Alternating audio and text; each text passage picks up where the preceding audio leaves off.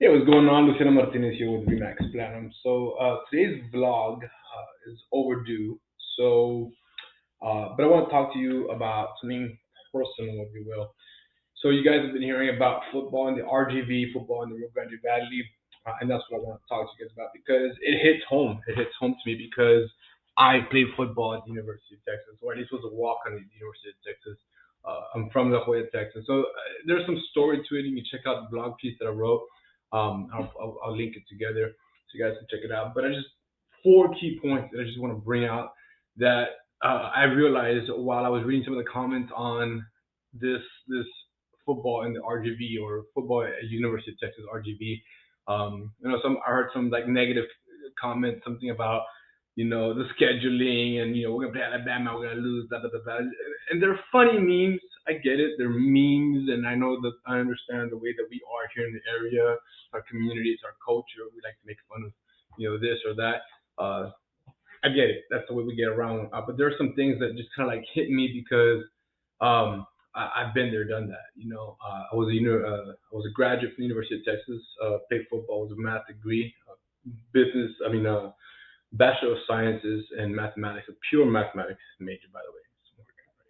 Right. Anyways, so that's what I want to talk to you guys about because it hits home, and a couple of points that I want to make because I I'll start off with one. We need to encourage our youth, and that's kind of one of the things that I make a note of is encouraging the youth, encouraging our community to be put ourselves out there.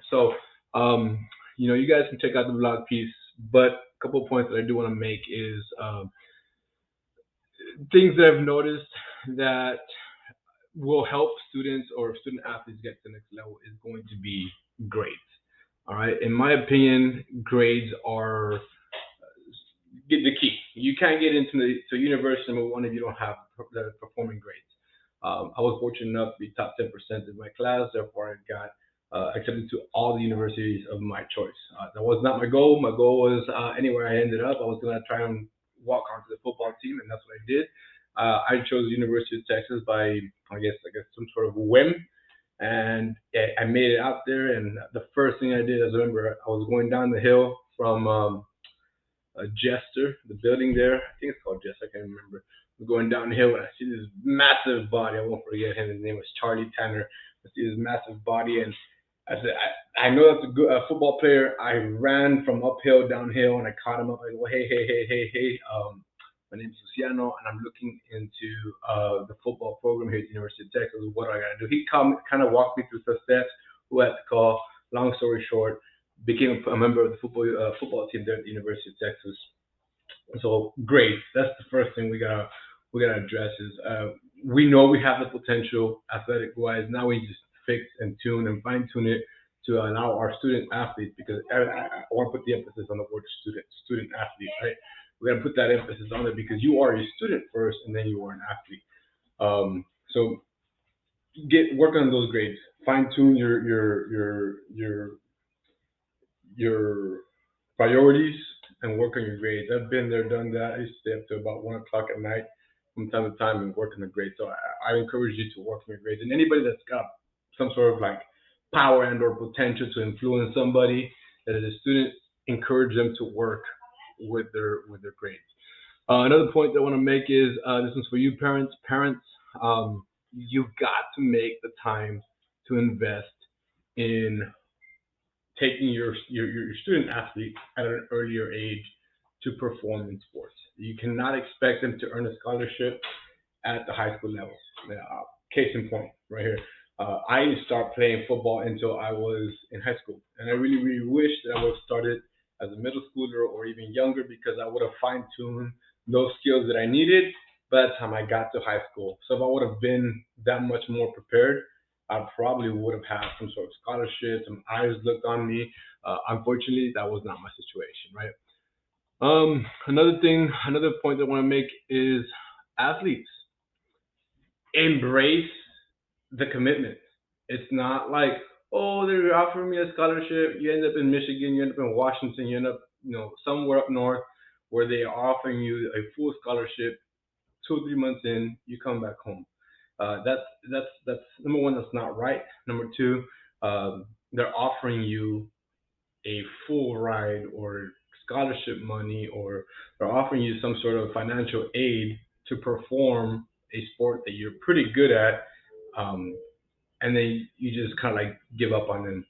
Uh, I know I had a couple of acquaintances that this happened to. They were offered a full ride, and they ended up coming back home to the RGV. I think that that is something that stops people from recruiting in the nation, recruiting from this area, is because I feel like that happens more often than we want it to. Case in point, one of the coaches I asked at the university, I go, "Hey, how do you guys recruit down there in the Rio Grande Valley?" And the answer was no. They really shy away from recruiting down in this area because of the lack of commitment. So athletes embrace it, embrace the commitment, embrace the leaving of the area, and take it right now.